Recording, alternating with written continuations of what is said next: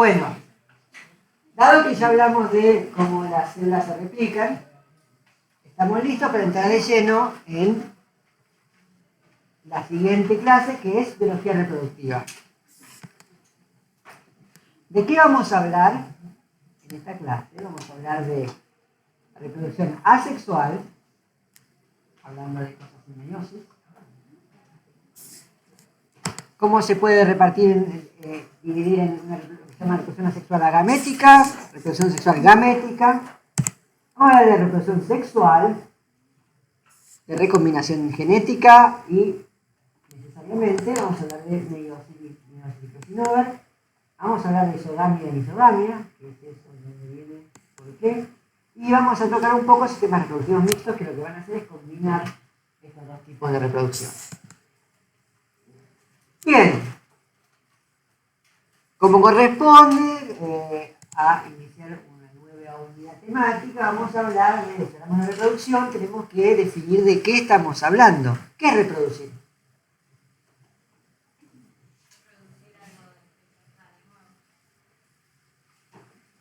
La definición de diccionario es volver a producir o producir de nuevo, ¿no? Producir.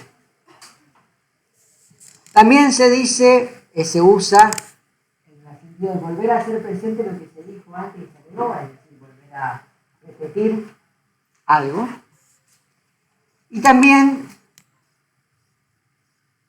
se define como sacar una copia de algo. ¿Sí? Reproducir como sacar una copia.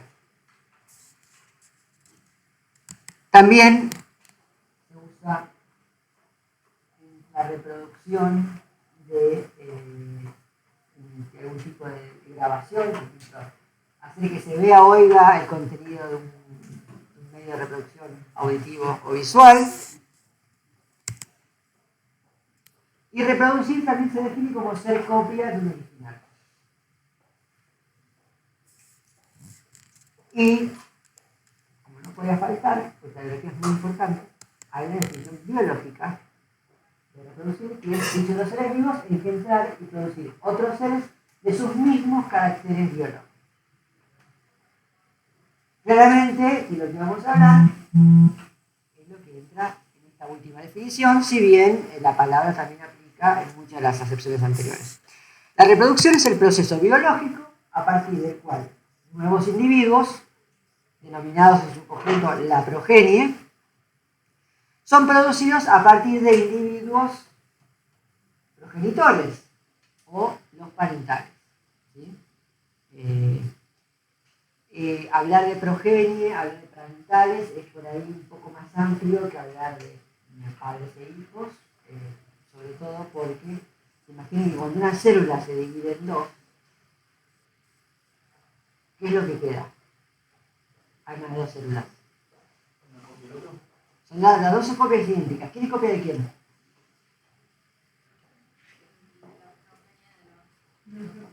Yo tengo una célula. Completa una ronda del ciclo celular y se divide en dos células.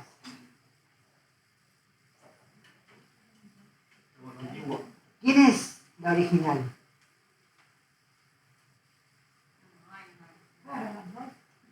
¿Por qué no hay una original? Son exactamente iguales. ¿Y qué más? O sea, ¿cómo podríamos definir que una fuera original o no? Usando, por ejemplo, la información genética.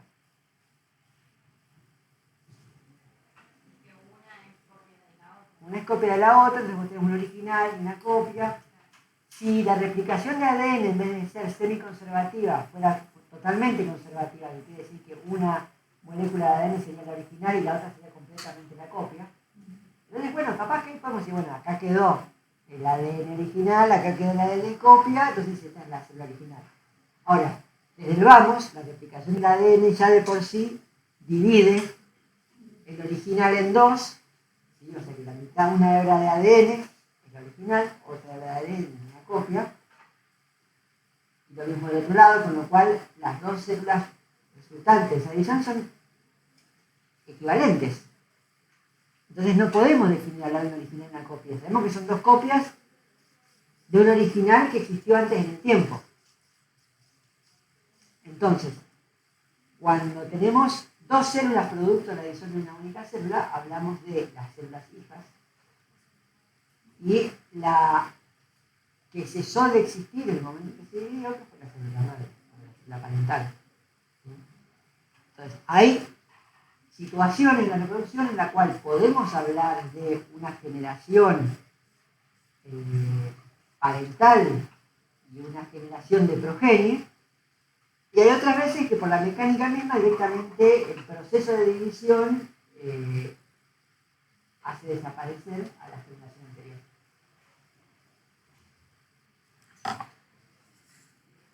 Hay como dos grandes estrategias para reproducirse, que se denominan asexual y sexual. La reproducción asexual tiene que ver con la reproducción a partir de procesos mitóticos de replicación celular. Es decir, con lo que ya vimos, los mecanismos que ya vimos, los organismos se pueden reproducir, ¿verdad? Si tenemos una célula, se divide de dos células, la célula se reprodujo.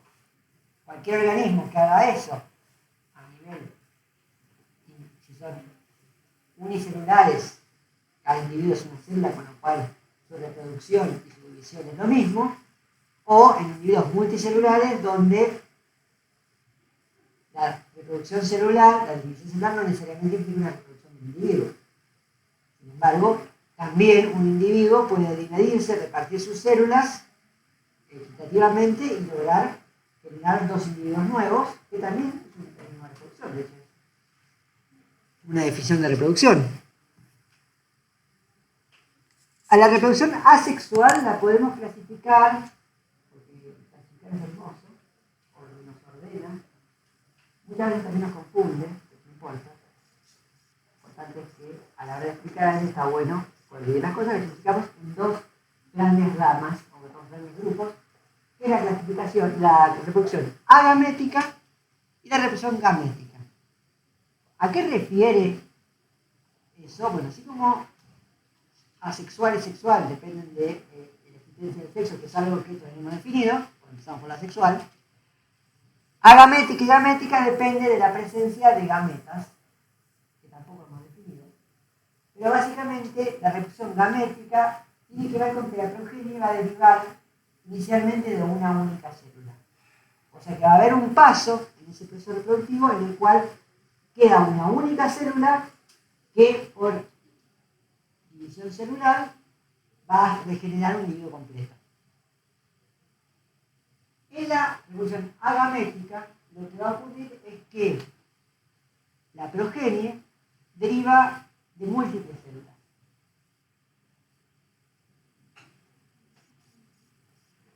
En cualquiera de los dos casos, una de las características básicas de la reproducción asexual es que no hay difusión de células ni hay cambios en el número cromosómico. Estoy empezando por ahí, definiendo por lo opuesto a lo más familiar, y con el mecanismo que por ahí nos es menos familiar, porque en realidad este es el mecanismo más común y básico. Fíjense que no se requiere más que mitosis. Ahora, si esto se produce a través de mitosis, ¿cómo será la progenie respecto a los progenitores y entre sí? A nivel de contenido de información. Iguales, parecidos. Van a ser iguales. Porque la mitosis, bien hecha, te genera copias idénticas del ADN. Si vuelvo a hacer mitosis, sigo generando copias idénticas. O sea que siempre voy a tener copias idénticas de todo, el mismo ADN, el mismo genoma. Entonces la progenie va a heredar un genoma idéntico al de sus progenitores. Y por lo tanto, la progenie por reproducción sexual van a ser clones.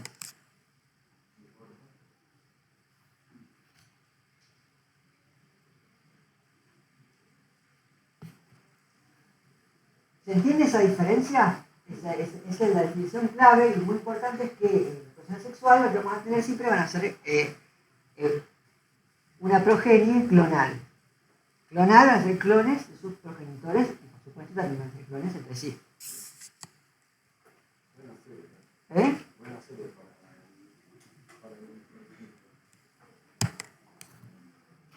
Bien, entonces, otra cosa que sucede es que no hay un paso entre un estadio unicelular. Y por lo tanto, se forma, cada individuo se forma a partir de un conjunto de células, un conjunto pequeño o un conjunto grande de células. Y si esas células, por el motivo que fuera, típicamente porque la mitosis no siempre es perfecta y suele tener errores de copia, entonces a veces los descendientes de una célula mitótica por mitosis pueden tener pequeñas diferencias, ¿no? A nivel de un par de bases aquí y allá. Ahora, un individuo que se genera a partir de un conjunto de células potencialmente podría heredar más de una variante para los mismos genes y por lo tanto pueden ser mosaicos genéticos, es decir, que al derivar en múltiples células, cada una de esas que no se une por mitosis, cada una de esas células tiene un conjunto de descendientes y si esas células iniciales tenían diferencias genéticas, los descendientes también van a generar poblaciones de células, conjuntos de células diferentes. Y las diferencias son mínimas, ¿sí? Pero a veces son importantes. Acá no partimos de una única célula madre, sino que hay varias. Hay varias. Células madres. Sí. Y como hay varias, y esas son diferentes, el producto de lo que se forma también va a ser variado. Al ser el mecanismo más simple, probablemente es el mecanismo original de reproducción de los organismos, hay una gran diversidad de estrategias y maneras y modalidades de reproducción agamética.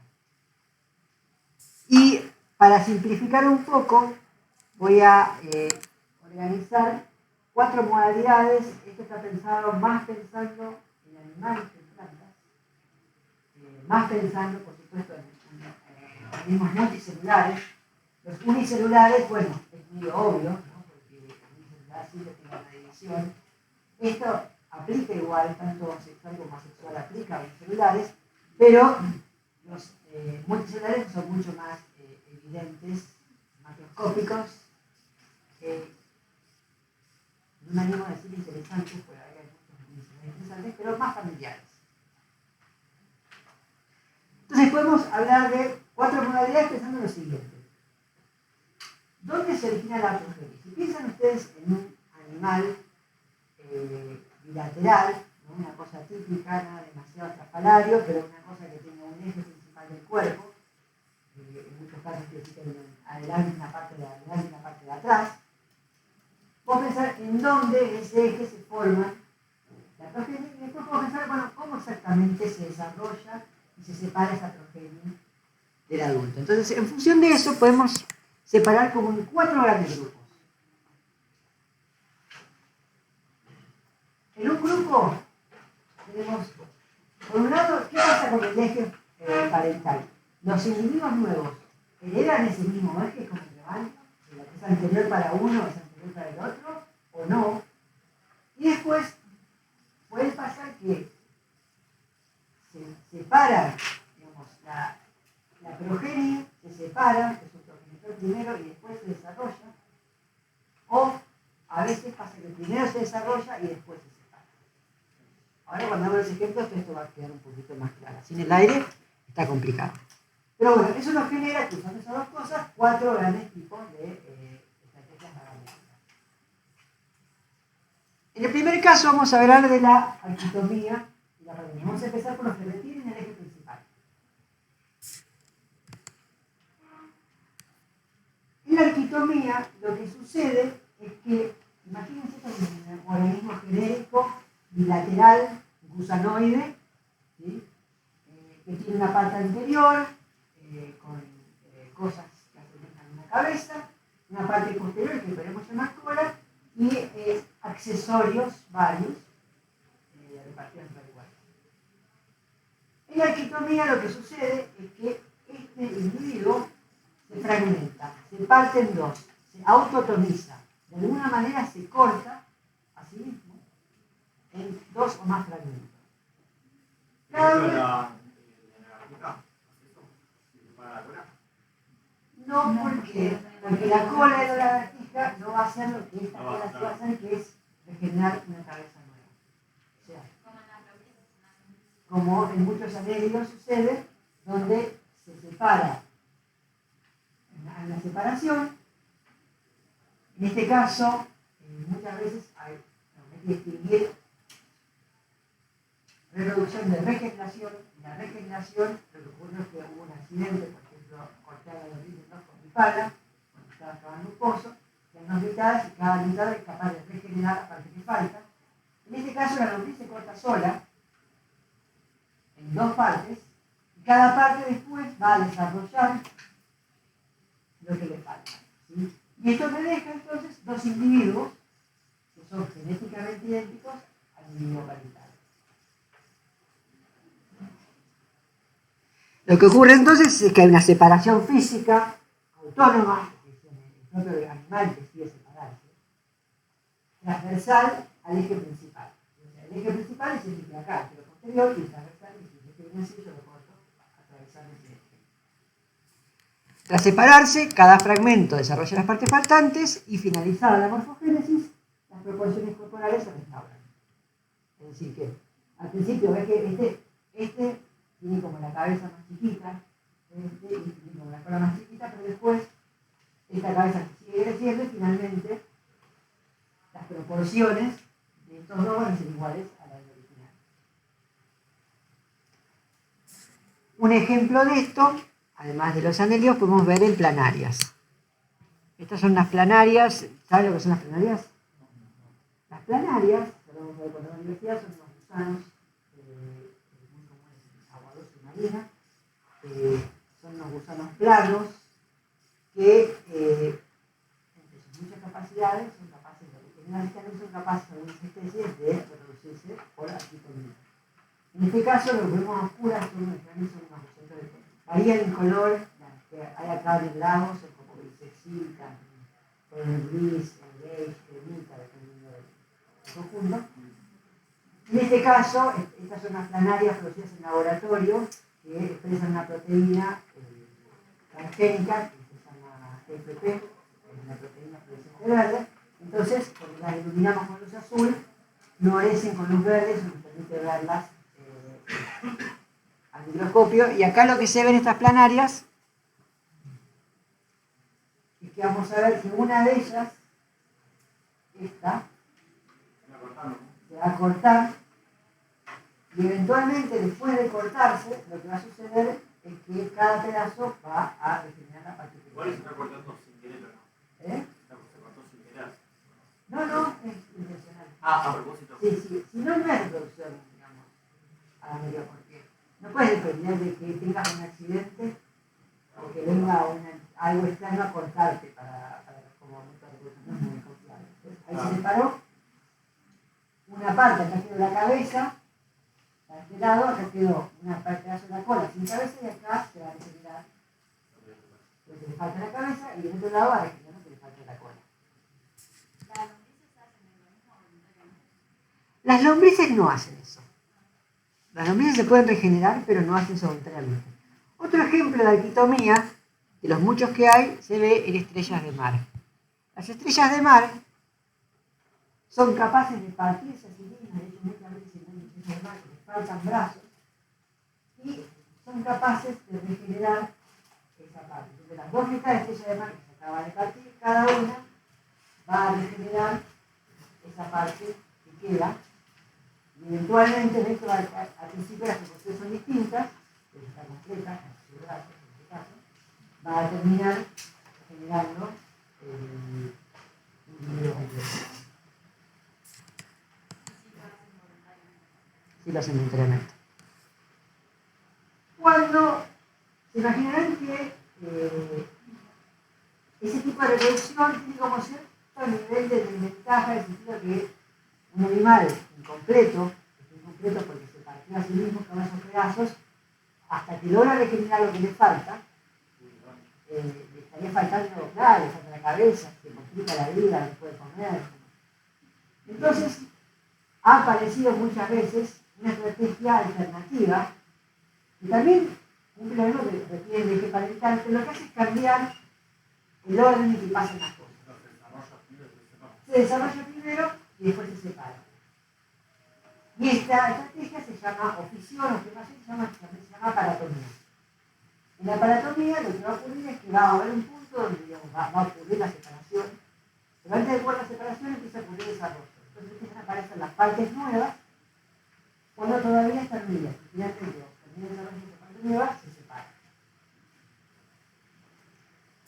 Se forma ese límite o claro de división, se produce el desarrollo de las estructuras y tras este proceso de desarrollo y formación de estructuras de la morfogénesis, se produce la separación. Al dividirse, las proporciones corporales se van restaurando. Y la diferencia es que en el anterior primero se separan los pedazos y después cada pedazo desarrolla la parte que le falta. Sí, y eso es lo que genera un animal que se está reproduciendo activamente, es lo que parece una cadena de individuos. ¿Sí? Este es un único parental, y acá generó una cabeza y una cola nueva, porque se compara esto con esto. Y la cabeza, perdón, y la segunda cabeza, ¿cómo come? No come. No come. Hasta que no se separa no come. Fíjate que el tubo digestivo Está unido, sí. está todo unido. Y el cordón nervioso, que es este hilo que viene por acá abajo, también está unido. Fíjate que está unido acá. Sí, sí, come. Entonces debería, el A, comillas, debería poner el doble. Se va a hacer más o menos, porque en realidad esto ocurre dividiendo el tamaño total del individuo. En general esto va a ocurrir cuando tiene un montón de comida. Fíjense que tenemos, esta es la zona de fisión, fíjense que esta es la parte nueva. Y si miran con atención van a ver que hay otras zonas que están empezando a desarrollar acá, otra acá, otra acá, fíjate que acá está apareciendo también, ves que se acorta Como paredes, ¿no? Que están moviendo. ¿eh? Como las paredes, ¿viste? Que estaban viendo el tema. Algo así, Parecido. Entonces, ¿cómo es ¿Para qué que funciona? ¿eh? ¿Para qué funciona? Para separar. Eso funciona, o sea, esto va a ir separando. Eventualmente acá esto se va a desarrollar. Con una serie de músculos acá es un anillo que finalmente se pegan, se contraen de repente y se separan estos dos. De hecho, la unión se va debilitando con el tiempo y muchas veces cuando uno está avanzados, uno a veces por solamente manipular los se separan. Esto es un proceso muy común en una familia, en un par de familias de amigos en Agua Dulce, que encontramos por acá, en las lagunas, y miramos con atención. Otro miembro de este grupo, que se llama Pristina Ledy, la habrán oído nombrar de algún parcial, hace lo mismo. Acá vamos a ver que empezamos acá, en este sector donde hay una zona de fisión que está generando, y vamos a ver cómo este individuo desarrolla tanto la cola como la cabeza. Entonces estamos acá, este es el segmento donde está formando la fusión, este es el plano de fusión, y acá se está formando la cola nueva, y acá se está formando la cabeza nueva, acá, esto que apareció acá es el cerebro nuevo, esto va a girar, es una especie de trompita que se va a girar y se empiezan a girar todos los segmentos.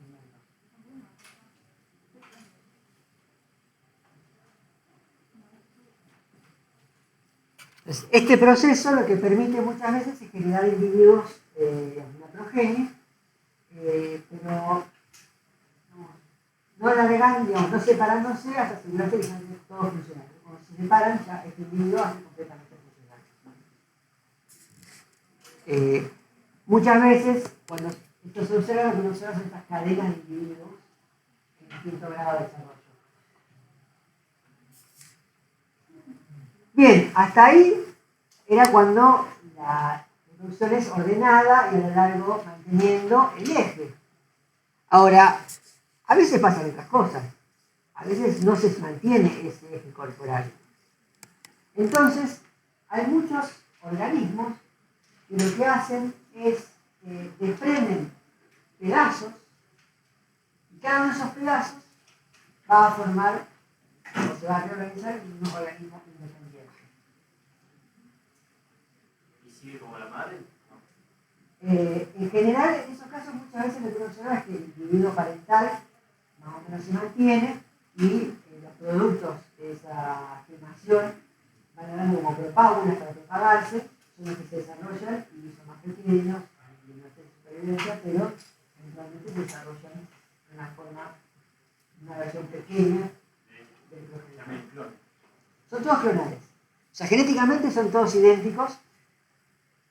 En este caso, al haber esta simetría en la división, uno puede plantear que hay uno que es el progenitor y otro que es la progenie, pero genéticamente es todo lo mismo.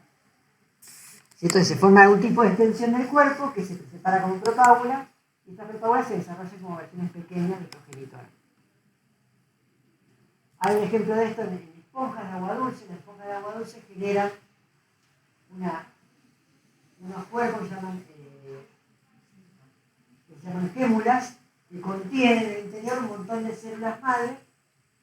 Estas células madres se separan con una especie, parecen como si fueran, parecen una semilla, pero en realidad es un saco de células madre que una vez asentado forman una esponja nueva.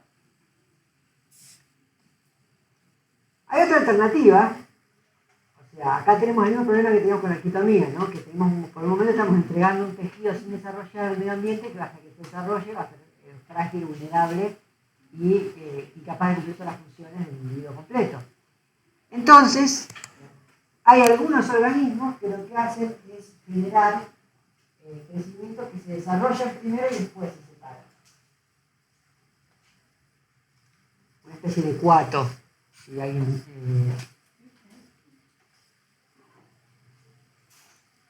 en este caso, entonces, la progenie se desarrolla como una extensión del progenitor, forma un nuevo eje corporal, por eso que lo diferenciamos de la anatomía, porque el eje corporal, en vez de ser este, se va para otro lado. Puede incluso invertirse el eje corporal y el desarrollo va a preceder a la separación. Tras separarse, se recuperan las proporciones corporales y permiten a los individuos que se desarrollaron de acá van a ser un poquito más pequeños. Un ejemplo está en un grupo de gusanos marinos, planos, que se llaman aceros o aceromorfos. Este es un ejemplo bastante interesante porque el gusano, digamos, la parte anterior del gusano, la cabeza está acá, de la cola van emanando lóbulos, y esos lóbulos son individuos nuevos que están formando que la cabeza está mirando para el otro lado. Acá se ve un individuo, otro, acá hay otro y acá hay otro, que lo están formando, y esto es de un trabajo que muestra cómo se está formando el cerebro, o la venta del cerebro, en la parte de atrás del individuo que está gemando estos dos individuos. Otro ejemplo de gemación somática ocurre en las hidras, que son unos pólipos de agua dulce. Esto es que lo que hacen también es generar una especie de yema lateral. Las hidras componen una columna de células con un tubo, y ese tubo tiene tentáculos y generan yemas laterales donde se va desarrollando una versión pequeña de la hidra que después va a crecer y va a alcanzar el tamaño parental.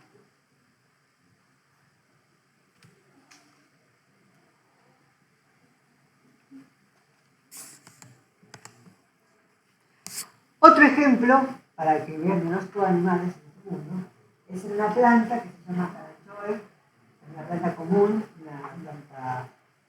una suculenta. En inglés la conoce como madre de miles. Varias suculentas. Esta es la comunidad más vistosa. Esta planta lo que hace es generar propágulas en el margen de las hojas. Cada propágula es capaz de generar un timer donde se ve cómo estas propágulas van creciendo en la misma planta, o sea, se va bien entrada a la madre, generando pequeñas unidades que después se van a soltar, van a enraizar y van a formar plantas independientes.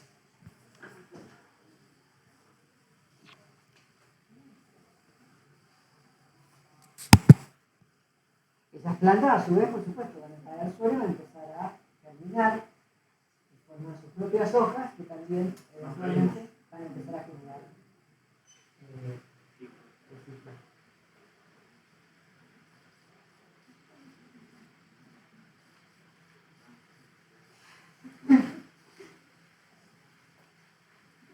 Y esta creo que tenemos alguna, sí, la papa con incluso las raíces que están creciendo ya.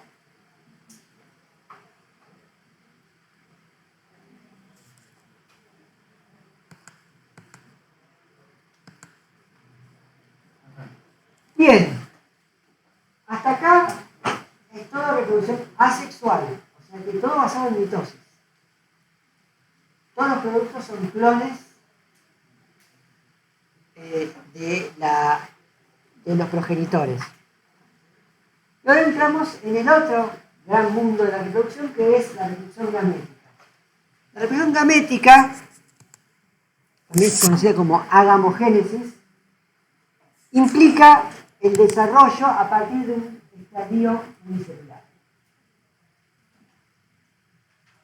Eso quiere decir que todas las células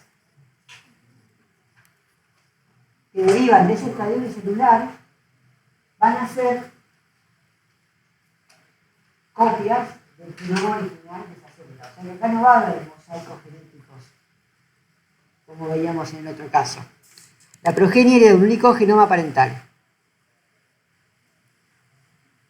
Hay una versión que se llama partenogénesis, en la cual lo que ocurre es que se desarrolla un individuo a partir de un óvulo fecundado.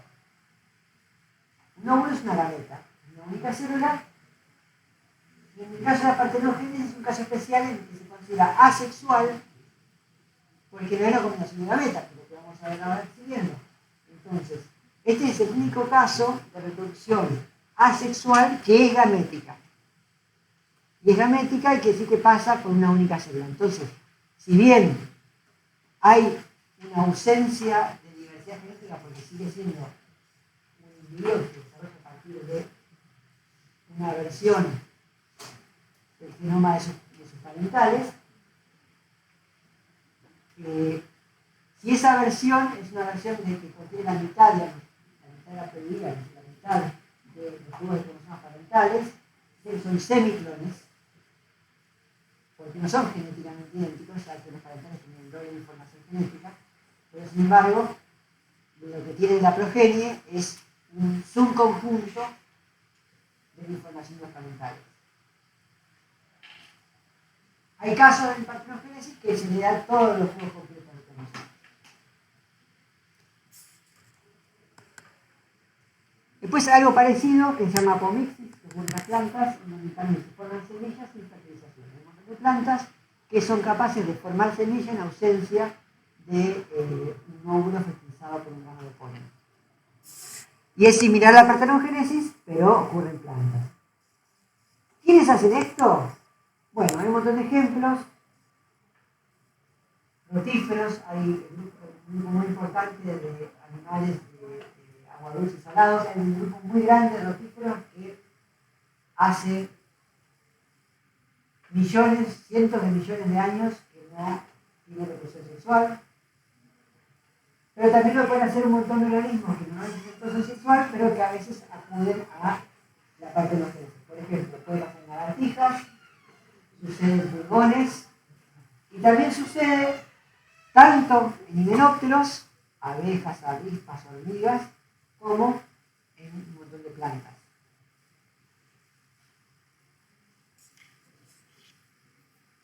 ¿Cuáles son las ventajas de la reproducción asexual?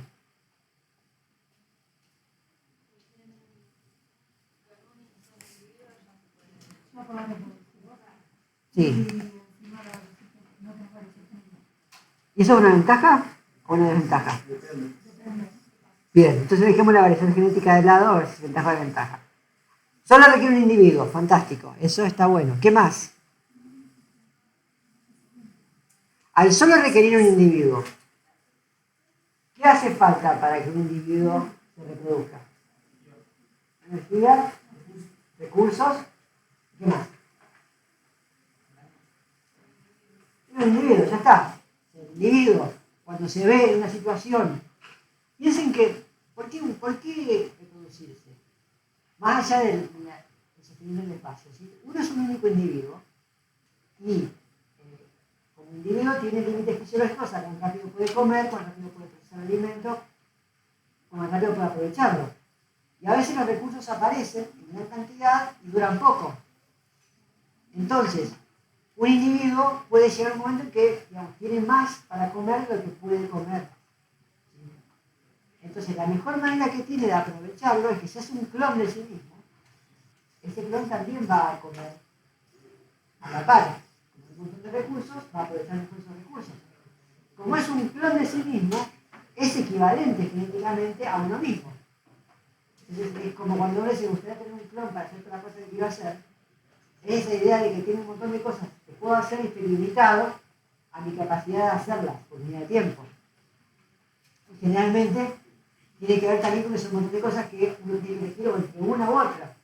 Entonces, por eso esa idea de que si yo pueda replicarme a mí mismo para tener más copias de mí mismo que hagan todo a la vez, puedo aprovechar mejor los recursos disponibles. Y ese es el principio detrás de la reproducción asexual, porque generalmente lo que ocurre es que es muy rápida y eficiente, ¿sí? Y eso permite aprovechar los recursos disponibles. Si uno se copia de sí mismo, tenés más bocas a todos los aspectos genéticamente equivalentes para aprovechar los recursos.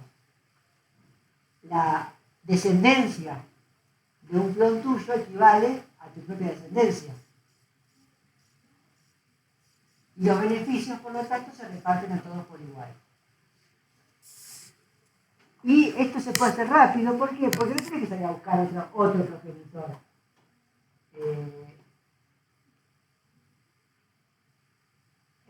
En situaciones donde hay abundancia de recursos, pero no de individuos, tener que esperar para reproducirse y aprovechar esos recursos a que aparezca un segundo potencial progenitor, y no es lo ideal.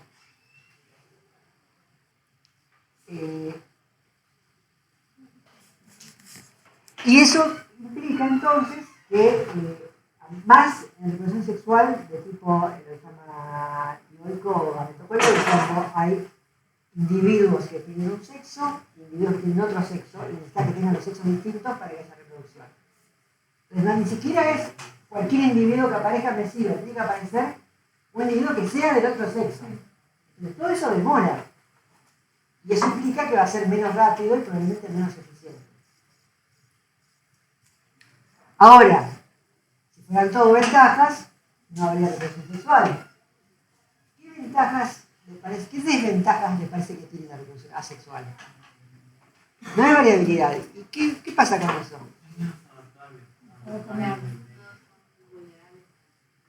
Claro. En general lo que te ocurre es que son todos iguales, y todos iguales de aptos cuando una cosa está bien, y todos iguales de poco aptos cuando algo se complica. Entonces, son todos igualmente vulnerables a cualquier cambio ambiental, a la aparición de enfermedades, a la aparición de un desafío nuevo, un predador.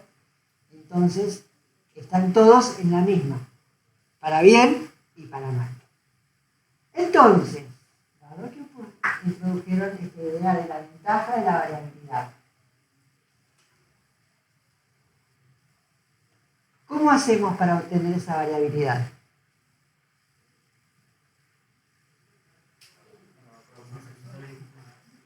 Con reproducción sexual. Entonces, entramos así a la reproducción sexual. ¿Cómo se define la reproducción sexual?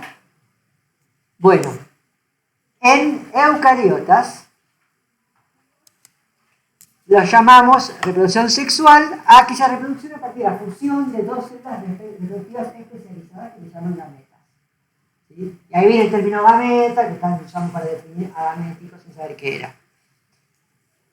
En general, la reproducción sexual, en general, no siempre, implica al menos dos progenitores. No siempre. Pero lo que ocurre, en todo caso, es que en reproducción sexual se recombinan en la progenie los genomas de los progenitores. Y esta es una de las fuentes de esta variabilidad. O sea que la progenie es genéticamente distinta de ambos progenitores. ¿Sí? Y para lograr este proceso de recombinación de genoma de los progenitores, esto implica, bueno, hay cierto nivel de juego que tenemos que hacer con esa variabilidad sexual. Y ahí es donde entra en juego la necesidad de repartir de alguna manera la información genética de un modo distinto, pero al mismo tiempo mantener la estabilidad del conjunto genómico. Y esa estrategia se hace a través de un proceso que se llama meiosis, ¿sí? Que es un proceso de división especializado, o sea, es parecido, derivado de la mitosis, pero con un par de complicaciones adicionales que le permiten generar variabilidad genética. Entonces, para poder entender esto un poco mejor, y antes de entrar en qué pasa en la meiosis y cómo funciona, tenemos que entender algunos conceptos adicionales, que es esto de qué son los genomas, qué son los cromosomas, que un poco lo hablamos, y qué es la ploidía, que es algo que no hablamos. El genoma es el conjunto de genes, el conjunto de todo el total de información genética que tiene un organismo, ¿no? Que es específico de cada especie y que presenta variantes en cada individuo. Ese genoma está almacenado en un conjunto de moléculas de ADN, ¿sí? Puede ser una o más. Entonces, nosotros vamos a tener todo nuestro genoma repartido en moléculas de ADN. 1, 2, 3, 4 moléculas. 5, 6. Varía muchísimo el número. Depende de la especie. Entonces, esas moléculas de ADN en cada célula pueden ser representadas por un juego de moléculas o varios juegos de moléculas. O sea, yo puedo tener, imagínense que tengo 3 moléculas de ADN, ¿no? El genoma está repartido en 3 moléculas, la A, la B y la C. Yo puedo tener una molécula A, una molécula B y una molécula C, o puedo tener 2 de A, 2 de B y 2 de C, 3 de A, 3 de B, 3 de C, ¿no? Cada una de esas restricciones es un juego que se llama, cada A, B y C son un juego de cromosomas. Acuérdense que la molécula de ADN, cuando se combina con las proteínas, con las histonas, y forma en la cromatina y se condensa en un cromosoma, cada molécula forma un cromosoma. Si esa molécula además se duplicó durante un ADN, ese cromosoma tiene 2 cromátidos, ¿sí? Una por cada molécula. A veces está muy complicado. Entonces, cada molécula de ADN con sus proteínas asociadas va a conformar un cromosoma. Entonces, si yo tengo un juego de cada de A, B y C, ¿sí? Yo estoy en una condición que se llama haploide. Entonces, esta es la representación de mi genoma si estuviera condensado en cromosomas, como un genoma haploide. Tiene uno de cada. Y el número total de moléculas de ADN de este juego se llama número haploide. ¿Sí? Haploide viene de haplos, quiere decir simple o único. ¿Sí? Este es como mi número básico. Si yo reduzco acá, pierdo información. Acá hay una serie de genes, acá hay genes distintos, acá hay otros genes distintos. ¿Sí? No se repite información acá. Son genes para cosas distintas. Muchos organismos organizan su genoma de modo tal que tienen más de un juego de cromosomas. ¿Sí? Por ejemplo, hay muchísimos organismos, nosotros incluidos, que tienen 2 juegos de cromosomas. ¿Sí? Para cada A, B y C hay 2A, 2B y 2C. Y esto se dice que es la condición diploide. La ploidía de estos organismos es diploide. O también se habla como 2N, donde N es la cantidad de moléculas distintas y el 2 representa que hay 2 de cada. Si tienen, en vez de 2 de cada, 3 de cada, ¿cómo se llamarán? Triploides. Si tienen 4, Y si tienen 6, y si tienen 8, octo. Y si tienen 7, son heptaploides. Entonces, es muy importante que entiendan que este aumento en la cantidad, o sea, esto aumenta la cantidad de ADN total, ¿sí? Acá se duplica, se triplica, se cuatriplica y así. Sin embargo, cada una de esas copias, acá sí son los mismos genes. Si acá hay un gen, ponele que acá hay un gen, ponele que acá tenemos el gen de la tubulina. Ese gen de la tubulina no va a estar ni acá ni acá, pero va a estar acá y acá, y acá y acá. Y va a ser el mismo gen. En general, cuando organismos que tienen que son más que diploides, se habla en términos genéricos de poliploides, una ploidía múltiple. Bien, entonces, volviendo a esta idea de los cromosomas distintos, nosotros vemos que tenemos distintas organizaciones de los genes entre este y este, pero que de este a este, los genes son los mismos. La organización es la misma. Estas dos se llaman, o los dos miembros del juego, o los 3, o los 4, o los 5, o los que haya, se llaman homólogos. Se consideran homólogos entre sí, y bueno, en diploides hablamos de un par homólogo.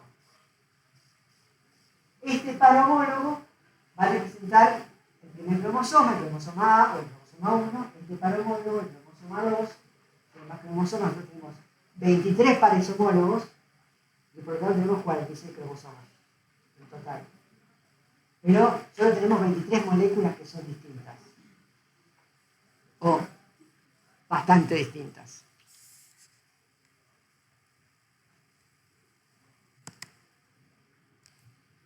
Cuando nosotros tenemos dentro de un par homólogo ese gen, era el mismo gen en ambas copias, en ambos cromosomas, a veces pasa que la información que hay en ese gen, la secuencia de bases, no es exactamente igual. Y esa diferencia en secuencia a veces hace que algún rasgo relacionado a qué codifica ese gen sea distinto. Por ejemplo, puede ser que este gen codifique para la enzima que forma parte de la vía metabólica que sintetiza un pigmento que le da color a las flores de una planta. Si esa enzima, si el gen para acá codifica para la enzima correcta, pero acá hubo una variante, una mutación, se cambió alguna base que justo cambia un aminoácido y eso hace que esta enzima no funcione de la misma manera.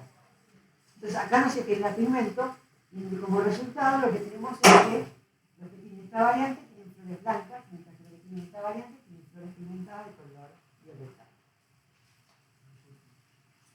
Esa variante, esas dos variantes se llaman variantes alélicas o alelos. ¿Sí? Entonces los alelos son variantes de un mismo gen. Esto que estoy explicando ahora, cuando veamos genética, va a ser fundamental. Y esto que estoy explicando ahora, desde nuestro conocimiento de la biología molecular, de cómo está constituido el ADN, cómo funciona la expresión génica, cómo se desarrollan los organismos, en el siglo XIX tuvieron que entenderlo sin saber nada de eso.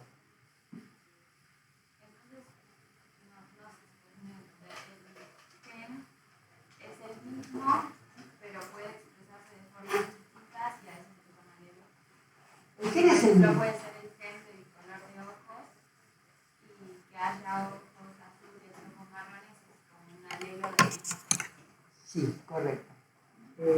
Cuando uno lo piensa desde el punto de vista del carácter, parece más fácil.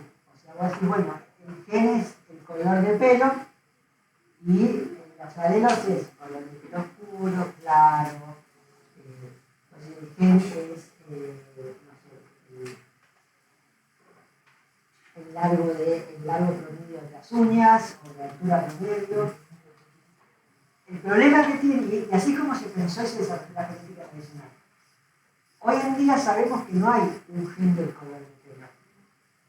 Pues sabemos que el color de pelo depende de, entre otras cosas, que se depositen ciertos tipos y variantes de cantidad y de calidad de melaninas. Entonces, tenemos distintos tipos de melanina, unas más oscuras y otras más rojizas, la feomelanina y la melanina, y que en función de en qué proporciones se depositan en el pelo, te van a dar un pelo muy oscuro y un pelo muy claro. ¿No? Si tienes ausencia total de melanina, vas a tener pelo blanco, como melaninismo, si tienes un montón de melanina muy fuerte, vas a tener pelo bien oscuro y negro, y si tenés principalmente melaninas de los tipos de la feomelanina que son rojizas, vas a tener un cabello tirando a colgado. Entonces, ¿por qué se depositan esas melaninas? Bueno, la melanina es un compuesto que se produce a través de una vía metabólica que está compuesta por un montón de pasitos químicos, cada uno de los cuales con una proteína distinta. Entonces, cualquier variación en la cantidad de actividades de esas enzimas te va a generar variaciones en la producción final de melanina. Entonces, uno puede plantear que una variante, génica, digamos, una variante de la secuencia que identifica una de esas enzimas, que hace que esa enzima funcione más despacio o más rápido, y al andar más rápido o más despacio hace que se genere más o menos producto y eso cambia el color del pelo. El gen es el pedazo de ADN codifica, se llama gen, codifica para esa enzima en particular, y como nosotros somos diploides, tenemos dos copias de ese gen. ¿Sí? Las dos copias pueden tener exactamente la misma información o pueden ser información distinta. Supongo que yo tengo información, tengo una copia de mi madre que tiene, mi madre tiene pelo oscuro porque tiene una variante de enzima que hace un montón de melanina, y mi padre tiene pelo claro porque tiene una variante de enzima que trabaja muy poco. Y yo heredo de mi madre la copia que funciona fuerte y la copia que funciona débil, y entonces a veces eso resulta en que mi cabello se intermedia entre mi padre y mi madre. Otras veces pasa que alcanza con una copia que funciona bien para hacer todo el trabajo. Porque yo le doy pero no le gano. Eso vamos a dar de vuelta cuando vemos genética. Pero lo que tiene que darse acá es la idea de que esa variabilidad genética no está dada el tipo de genes que tenemos. ¿Sí? No va a haber variación entre si yo tengo o no tengo la enzima. El gen de la enzima lo tengo que tener. Si a mí me empiezan a faltar genes, son los problemas graves. La idea de la mitosis es justamente que no falten genes. La diferencia va a ser que como yo voy a tener más de una copia de cada uno de los genes, ahí es donde entra la variabilidad. ¿Sí? Nosotros somos diploides, tenemos, vamos a usar el ejemplo de diploides porque es el ejemplo que más familiar nos es con nosotros. Otro organismo, en vez de tener dos juegos, en vez de tener dos copias de cada gen, tienen 4, o 6, o 8. Algunos tienen 3 o 5 o 7 y van a ver por qué. No, y ahora vamos a ver por qué. ¿No vienen por la cadena de ADN? No, porque las cadenas son todas iguales. El problema es que no es bueno tener un número impar de juegos. Y ahora vamos a ver por qué. Se va a entender cuando tengas que pensar en cómo tienes que dividir. Entonces, volviendo a esto de las cromosomas y las cromátidas, que es una terminología típica para confundirse, acuérdense que en la fase S replicamos cada molécula de ADN por una copia idéntica. ¿Sí? Entonces, si pensamos en esas copias, esas moléculas que realmente en la interfase nunca están como cromosomas, las pensáramos como si fueran cromosomas, cada una de esas moléculas de ADN,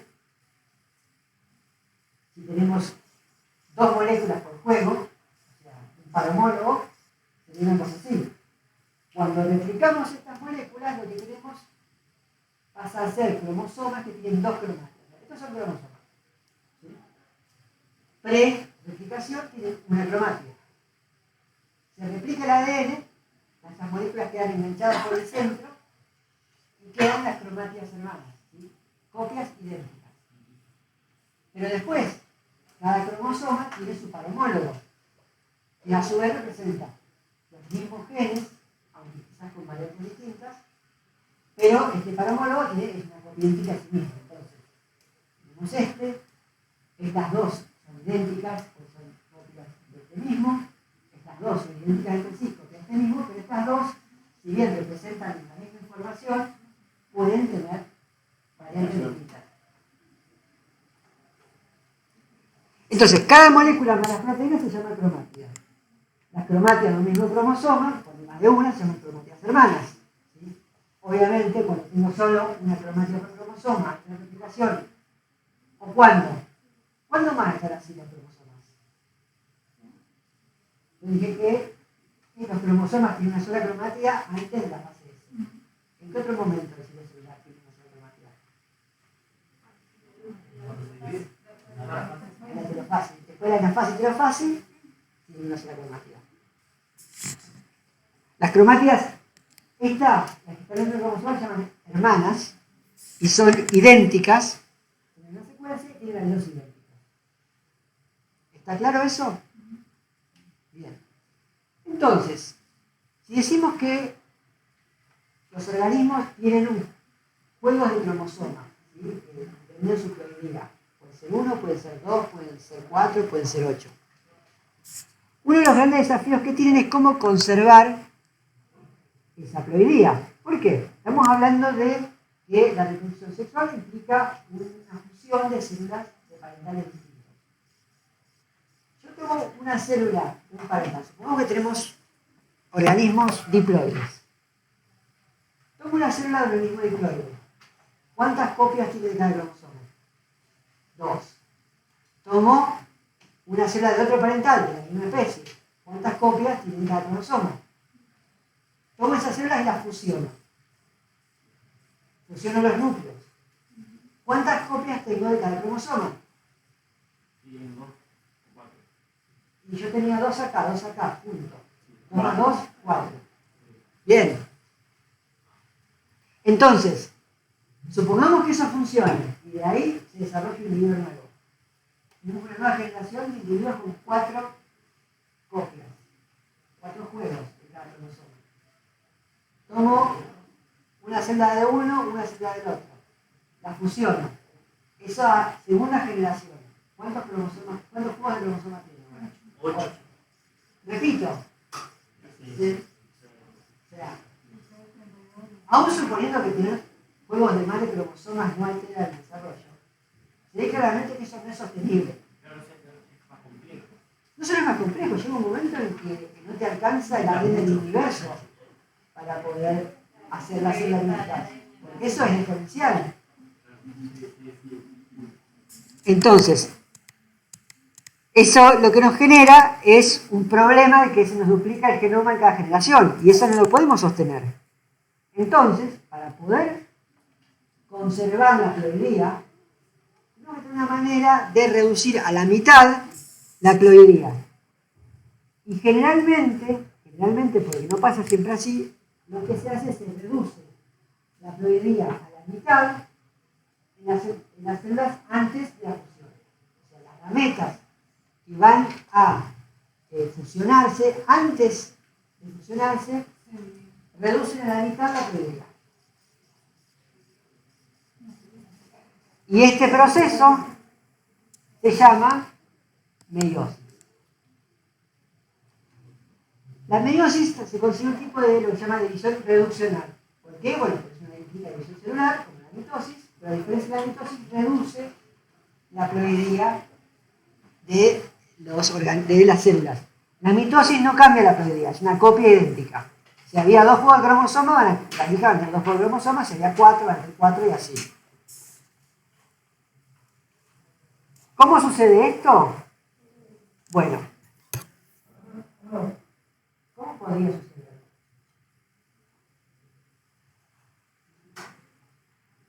Piensen en que parto de la mitosis. ¿Cómo hago para de la mitosis lograr reducir la ploidía?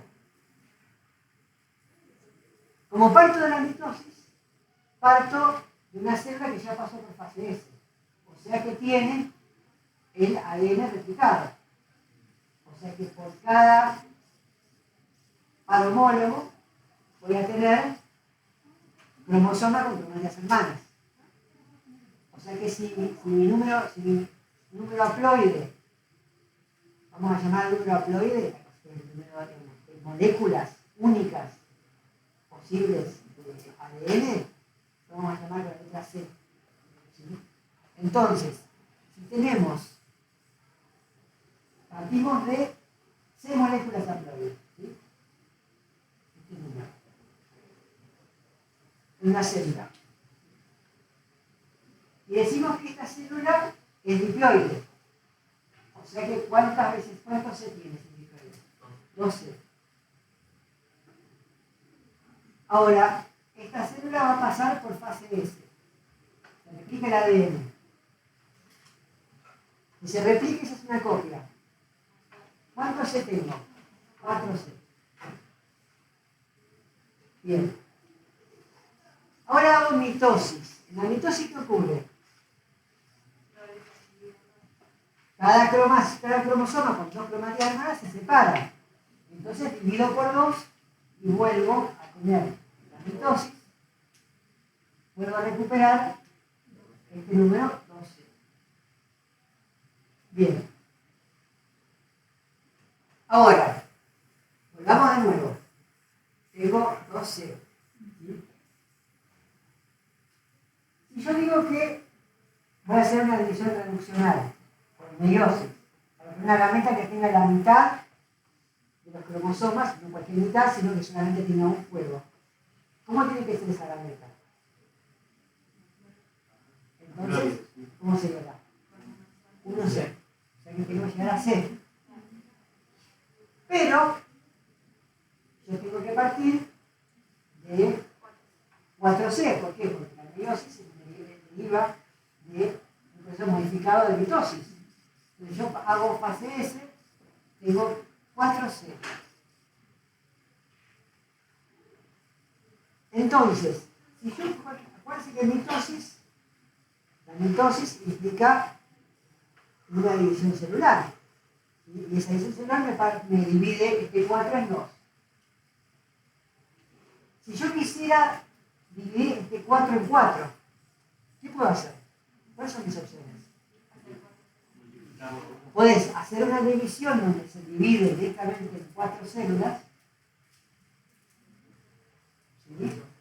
¿O cuál es la otra alternativa?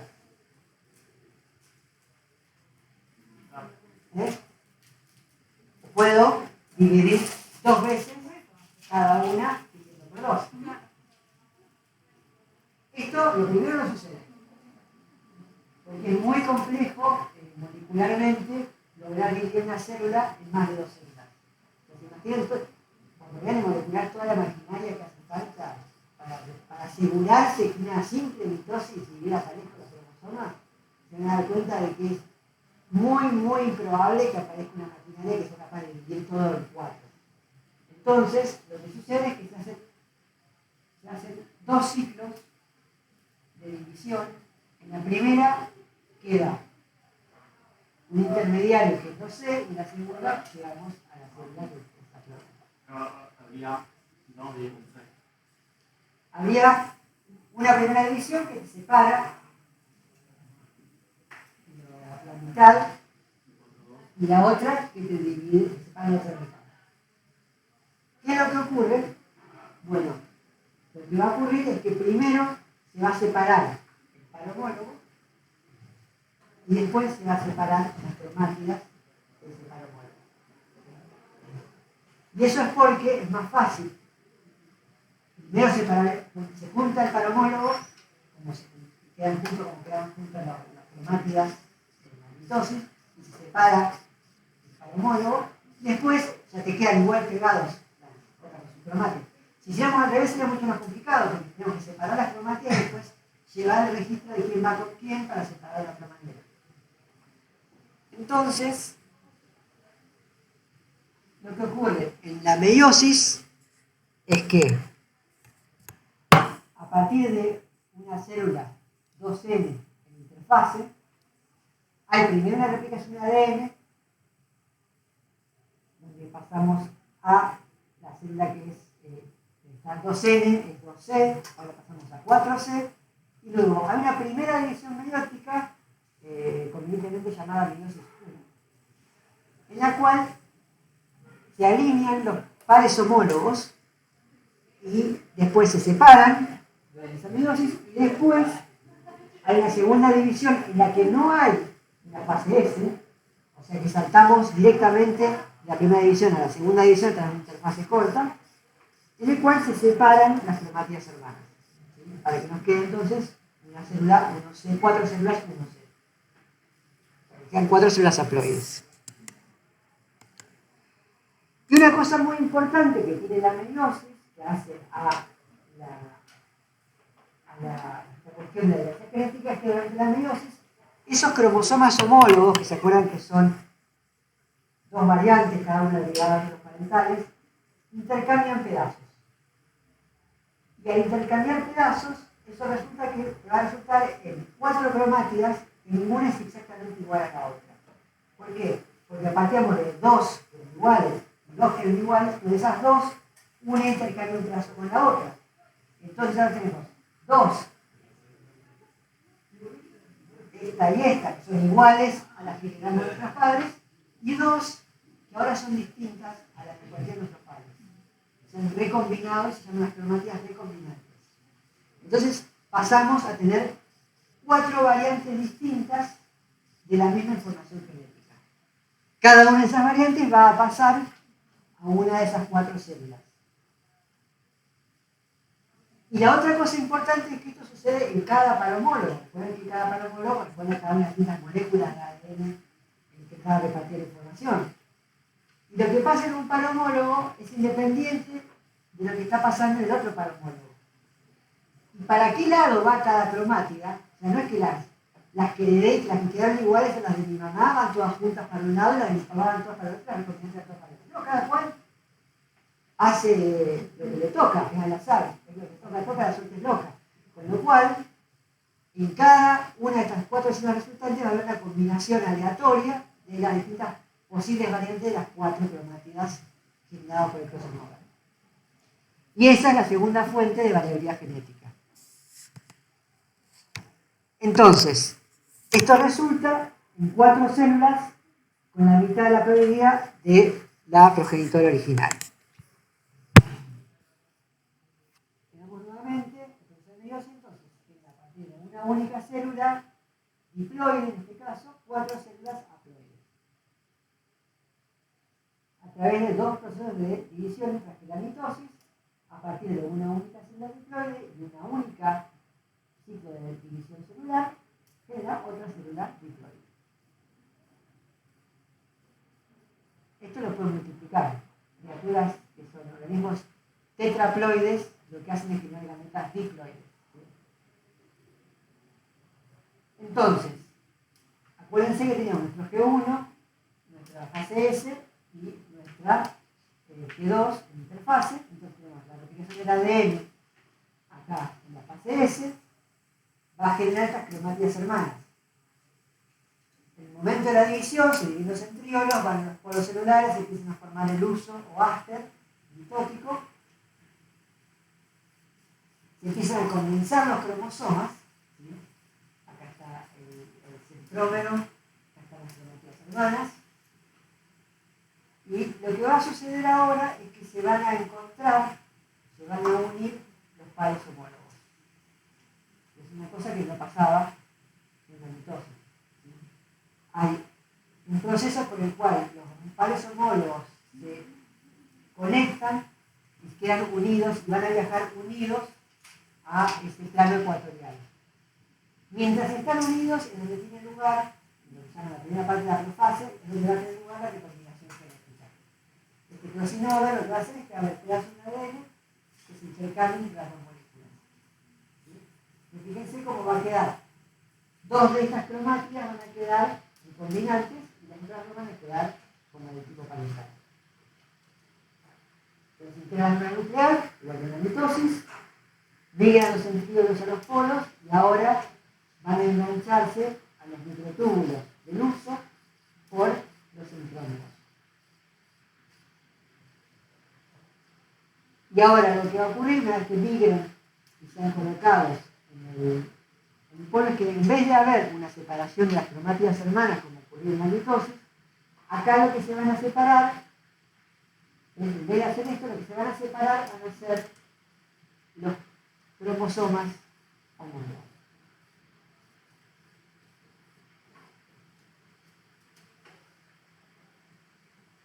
En la mitosis se van a separar por acá, y acá lo que ocurre, van a estar ecuatorial, y hay una separación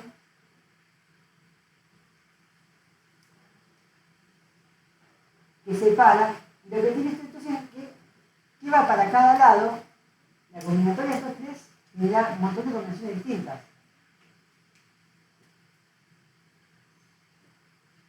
Y acá ya se termina, esta es la telofase 1, esta es la telofase de la meiosis 1. Acá ocurre una interfase que puede ser, bueno, que puede ser relativamente corta, se produce la separación, y ahora lo que va a pasar es que sin una fase S va a volver a condensarse los cromosomas, va a volver a multiplicarse los centríolos, se vuelve a formar el uso, y ahora al uso se van a conectar los cromosomas que esta vez sí se van a separar con sus cromátidos, como ocurre en la mitosis. Y entonces acá lo que pasó es que en esta segunda las células descendientes van a tener solo un juego de cada cromosoma y alguna combinación de las cromátidas de alguno de los dos progenitores y alguna versión recombinante.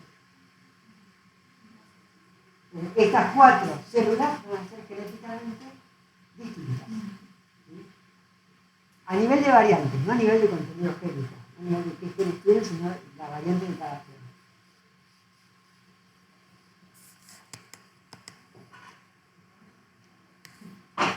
¿Sí? Entonces, este es un ejemplo de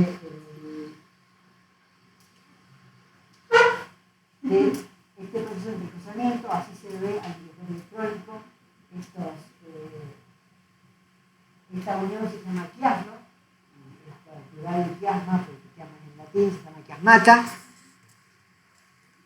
Y lo importante entonces es que esto va a resultar en estas cromátidas distintas, cada una se le da una célula distinta y por tanto da 4 variantes distintas. Y esto está relacionado por el hecho de que si tenemos más de 2 cromosomas, ¿qué es lo que pasa con un cromosoma homólogo y un paramólogo? Y lo que pasa con otro paramólogo. Con lo cual, además de tener cromátidas distintas, tenemos combinaciones distintas de esas cromátidas. Y eso es lo que se llama segregación independiente.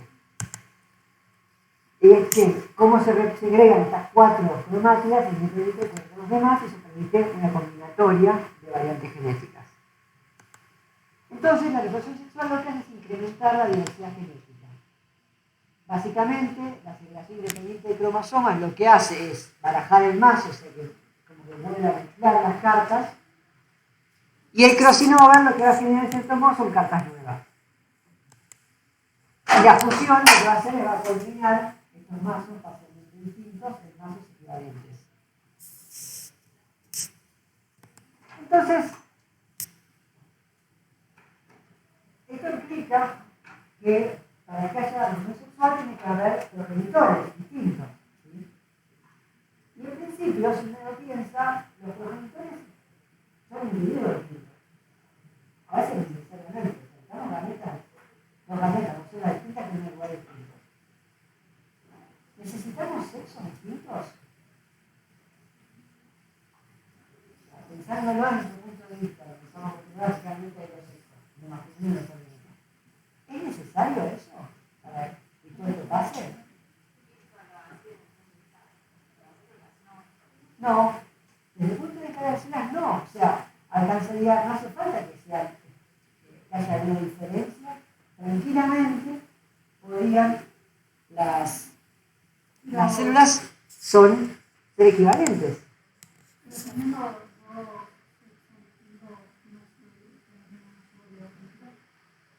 En el cruce, ¿no? Pero igual ahí hay variabilidad. La variabilidad no es que se genera el cocinador. Todos hacemos cocinadores. Con lo cual, el tipo de todas las herramientas podrían cruzarse con otras. Hay dos sexos, lo que hace es facilitar esa comunicación. No.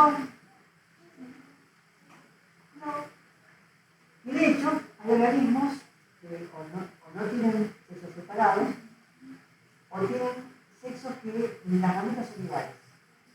¿Sí? Se habla de tipos de cruzamiento. Hay motivos por los cuales incluso cuando esto ocurre a veces se encuentra como un tipo de apareamiento. Uno de los hongos, y este tipo de apareamiento es más de 2, 3, 4 tipos de apareamiento distintos. Las gametas, sin embargo, son iguales. Y eso es lo que se llama como isogamia. ¿Sí? La condición isogámica es cuando o no hay grupos de apareamiento separados, o sea, cualquiera se puede reducir en cualquiera, y además las gametas son iguales, contribuyen lo mismo. Fíjense que las gametas, cada gameta, cuando se fusiona con otra gameta, está contribuyendo parte de esa célula que va a generar el individuo nuevo. ¿Sí? Entonces, ¿cuánto contribuye cada uno? Es una manera de cuánto está invirtiendo cada individuo en su progenie. Partimos de que uno pensaría que al principio contribuían a partes iguales. Se supone que así era al principio, que originalmente cuando empezó la reproducción sexual, la reproducción era más de este estilo. Y que después aparecieron tipos reproductivos distintos, que tenían más que nada para asegurar que, bueno, fueran genéticamente un poco distintos. O sea, si cuanto más genéticamente distintos son los tipos que se reproducen, más variabilidad genética posible. Ahora, se presupone que en algún momento aparecieron algunos de estos tipos genéticos que asociados a ese tipo genético tenían hacían gametas un poquito más grandes. ¿Cuál es la ventaja de una gameta más grande? Bueno, una gameta más grande resulta en la célula que se produce, se llama cigoto, es ese cigoto que se produce la función de las gametas, es más grande, y más grande tiene más recursos, no tiene que sobrevivir. ¿No? Entonces se ve que es una ventaja hacer gametas más grandes. Lo que pasa es que hacer gametas tiene un costo, son más grandes, más recursos y menos una gameta. ¿Qué pasa? En el momento en que empiezan a aparecer algunos tipos que empiezan a hacer gametas más grandes, que quizás se beneficien, que hacer gametas más grandes, pero también invierten más, aparecen otros tipos que aprovechan que ya hay gametas más grandes y hacen gametas más chicas. Y si se encuentran con una de las gametas grandes, tiene una gameta de tamaño normal, y la ventaja es que al hacer gametas más chicas, pueden hacer más gametas. Entonces empiezan a aparecer lo que se llama una contribución desigual de las gametas en un sistema anisogámico. ¿Sí? Isogámico es iso es igual, gamia es gameta, a es que no es así, entonces, y acá son gametas desiguales. Y eso empieza a repetirse, ¿por qué? Porque cuando este empieza a hacer gametas más chicas, o achica de nuevo, pero le hace arriesga a encontrarse con este sistema y quedan todavía los cigotos más chiquitos, o compensa para el otro lado para asegurar su propia supervivencia, y eso genera una asimetría que se dispara y termina generando una contribución muy desigual, que son gametas enormes con prácticamente todos los recursos que necesita el cigoto y gametas mínimas que apenas tienen lo necesario para llevar un pronúcleo sin núcleo haploide y hay un sistema para llegar a esta gameta. Estas gametas suelen ser menos móviles porque son muy grandes y estas son más móviles. Y este sistema se llama ovogamia porque es un signo de una gameta huevo que realmente está compensada por una gameta de este tipo que es un espermatozoide. Y esto genera que cada sexo hace una inversión distinta en su descendencia. Esto es un modelo. ¿Sí? ¿Qué evidencia tenemos de que esto haya pasado? Es una hipótesis. Bueno, ¿qué predice la hipótesis? Bueno, de que si esto es un proceso continuo, es probable que encontremos reflejado en la variabilidad, la diversidad de la vida, distintos estadios de este proceso. Y eso, por ejemplo, lo vemos en un grupo de edad que se llaman polvocales, que tienen algunos grupos radial tempranamente, donde vemos la posición isogámica, grupos que tienen isogámicas, grupos isogámicos que tienen algún tipo de asimetría, grupos anisogámicos y finalmente grupos que son ogámicos. Entonces cumplen con una esperaría de este patrón de evolución de los sexos separados. ¿Cuáles son las ventajas de la reproducción sexual? La variabilidad. Entonces tenemos la recombinación, permite incrementar la variabilidad genética y además permite eliminar variantes que no están tan buenas de un modo más eficiente. ¿Sí? ¿Por qué? Porque esa recombinación también permite que variantes de baja calidad, que podrían enmascararse, bueno, a veces tratarse con que una copia funcione. Si yo tengo dos variantes, una copia que no funciona y una copia que sí funciona, y las cosas, entonces, con una sola me alcanza, está bien, entonces, bueno, ya está, no importa la otra. No importa porque acuérdense que el cuarto de mi gameta va a tener esa copia que no funciona. La ventaja es que si esa copia que no funciona se encuentra con otra gameta que también tiene una copia que no funciona en absoluto. Entonces, ese individuo, dependiendo de cuán malo sea que no funciona, a veces solo distinto y no pasa nada. Pero otras veces funciona mal y o se muere, nunca se desarrolla, o se muere pronto y no se reproduce. Menos. Entonces, eso va eliminando las variantes malas y las negativas y van quedando las variantes que son aptas o que funcionan bien. Y lo otro importante es que esta recombinación permite, si yo tengo, por ejemplo, una copia muy buena, una variante muy buena de un gen, pero justo me tocó una variante muy mala de otro. Van juntas en la misma molécula. Entonces, de una va a la otra. Entonces, tengo lo bueno con lo malo. La recombinación, no, porque son genes distintos. Entonces, en ese caso, el hecho de que esa recombinación hace que yo pueda romper esa unión, ese ligamiento entre la variante buena de uno y la variante mala del otro, y así deshacerme de la variante mala sin perder la buena. Ahora, ¿cuáles son las desventajas de la reproducción sexual? Una desventaja que es mucho más costosa. ¿Sí? Es mucho más costosa porque requiere dos sexos, uno de los cuales no suma nada a nivel de aporte. ¿Por qué? Piensen en una situación en ausencia de sexo. Cada individuo puede hacer copias de sí mismo. ¿Sí? Cuando tengo sexos, hay un individuo que puede hacer copias. Requiere a otro individuo, pero ese individuo no puede hacer copias. Entonces, eso quiere decir que una población que se está reproduciendo sexualmente, potencialmente está haciendo la mitad de los descendientes que podría hacer. Y la otra desventaja es que encima un individuo tiene que encontrarse con otro individuo. Y asumiendo que la proporción de sexo es 50-50, la mitad de las veces que se encuentra con otro individuo, el individuo es el mismo sexo inclusive. Entonces que la mitad de los encuentros, en promedio, es un encuentro que no lleva a la reproducción. Y eso es lo que se llama el doble costo de la reproducción sexual. Tiene un costo directo, a nivel de que la mitad de los individuos no se reproducen, numéricamente, porque la población cuenta como si fuera la mitad de lo que sería si fuera sexual, y encima hay un costo asociado a la pérdida de la posibilidad de encontrarse con otro si el otro es del mismo sexo que uno. Igual hay una ventaja que hace que no haya sobrepoblación.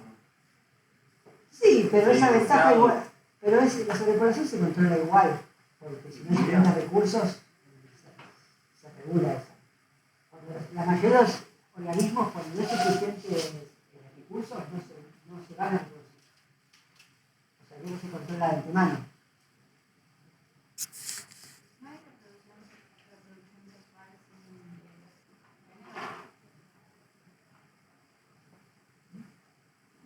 Sí hay reproducción sexual sin género, porque hay especies que son hermafroditas.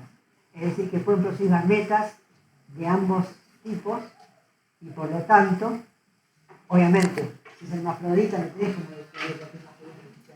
La individualidad del género está asociada a la capacidad de producir un solo tipo de gameta. Si no producir los dos tipos de gameta, entonces es hermafrodita, no tiene género. Y sin embargo, como produce gametas y las tiene que funcionar, es reproducción sexual. Los hermafroditas pueden ser de dos tipos. Pueden ser hermafroditas, pero igual necesitar otro individuo, también hermafrodita, y combinar sus espermatozoides con sus óvulos y sus óvulos con sus espermatozoides, que es una fecundación cruzada, o puede ser capaz de fecundarse a sí mismo. Lo que se llama autofertilización. Incluso cuando hay autofertilización, fertilización hay recombinación, porque por más que hagas unas limogenomas, el crossing over y la recombinación te genera la misma distinta. Entonces, hay recombinación de la diversidad sexual, incluso en individuos hermafroditas que se fecundan a sí mismos.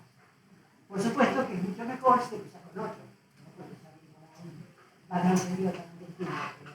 Hay una separación entre la relación sexual per se y la existencia de géneros separados. Pero sería como la cúpula, la forma de reproducción que menos desventajas tiene, porque un solo individuo que está haciendo reproducción sexual, entonces la mayor desventaja. Sí, pero también tiene su desventaja que tenés que como que ser apto para todos los roles.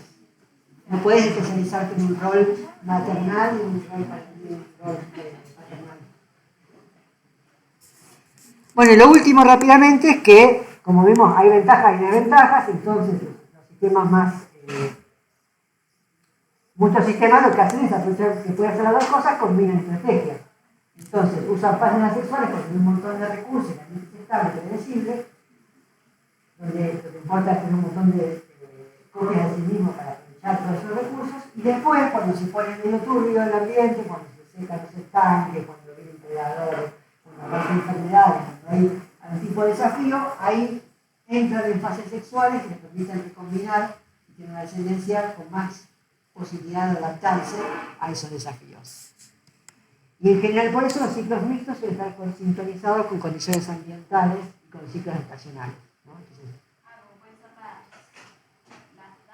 como las dafnias, que tienen ciclos arqueogenéticos o sexuales, cuando hay abundancia de recursos, como se pone medio feo, empiezan a hacer reproducción sexual, como hacen también los pulgones, que al principio y fin de la temporada se reproducen sexualmente y en el medio partenogénicamente.